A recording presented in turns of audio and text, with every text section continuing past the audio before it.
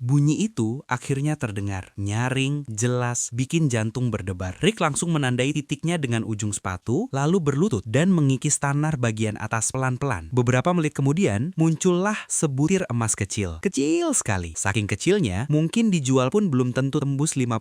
Kalau dikuruskan, tak sampai Rp800.000. Keesokan paginya, ia kembali dengan semangat baru. Dan benar saja, belum lama bekerja, detektornya kembali berbunyi. Yang membuatnya makin bersemangat, suara kali ini terdengar dalam, berat, seperti sesuatu yang terkubur cukup lama. Ia menggali dengan tenaga ekstra. Tanah makin dalam, nafas makin berat. Lalu, kilau itu muncul. Sebuah bongkahan sekitar 25 gram terangkat dari tanah. Nilainya lebih dari $1.200 atau sekitar 19 juta rupiah. Setelah berhari-hari seret, akhirnya Rick seperti membuka keran keberuntungan. Ia menatap tanah di bawah kakinya. Di sini, pasti masih ada lagi. Karena hari masih pagi, ia mempercepat langkah. Dan benar saja, belum beberapa meter berjalan, detektor kembali berbunyi. Kali ini bukan emas, melainkan sebuah kotak logam tua. Rick tahu sejarah tempat ini. Bertahun-tahun lalu, para penambang generasi lama mencari emas hanya dengan mata telanjang. Mereka memungut bongkahan yang tersingkap di permukaan. Bisa saja, kotak ini dulu dipakai menyimpan hasil temuan mereka. Dengan jantung berdebar, ia memutuskan tidak membukanya di sana. Nanti saja di mobil, biar dramatis, katanya sendiri. Kotak itu disimpan, ia lanjut mencari. Mungkin karena terlalu fokus membayangkan emas, Rick tak melihat batu di depannya. Kakinya tersandung, tubuhnya jatuh. Ia mendengar bunyi kecil dari lututnya. Krek, rasa nyeri menjalar perlahan, lalu makin terasa. Rick terdiam. Ia berada di tengah belantara, tempat tanpa sinyal, tanpa bantuan cepat. Cedera kecil di sini bisa jadi masalah besar. Dengan langkah pincang, ia kembali ke rumah rodanya. Yang lucu, begitu duduk, ia bukan memeriksa lututnya dulu. Ia malah mengambil kotak tadi. Dibuka perlahan, isinya apa? Bukan emas. Hanya satu koin tua yang sudah sulit dikenali. Berharga secara sejarah mungkin, tapi jelas bukan emas. Dan jelas bukan solusi untuk lututnya. Rick hanya bisa tertawa getir. Malam itu ia beristirahat. Pagi harinya, ia terbangun karena rasa sakit. Lututnya membengkak. Kondisinya makin buruk. Dalam keadaan seperti ini, mencari emas jelas mustahil. Dengan berat hati, ia memutuskan kembali ke kota untuk memeriksakan diri. Sebulan kemudian, setelah pemeriksaan medis, kabar yang ia terima membuat wajahnya layu. Cederanya cukup serius, perlu pemeriksaan lanjutan. Kemungkinan besar, ia tak bisa turun ke lapangan selama beberapa bulan. Artinya, musim ini mungkin selesai. Tak ada pilihan lain. Namun sebelum benar-benar menyerah, Rick mengeluarkan timbangan. Ia menimbang hasil beberapa hari terakhir. Totalnya 34,3 gram emas. Nilainya sekitar $1.700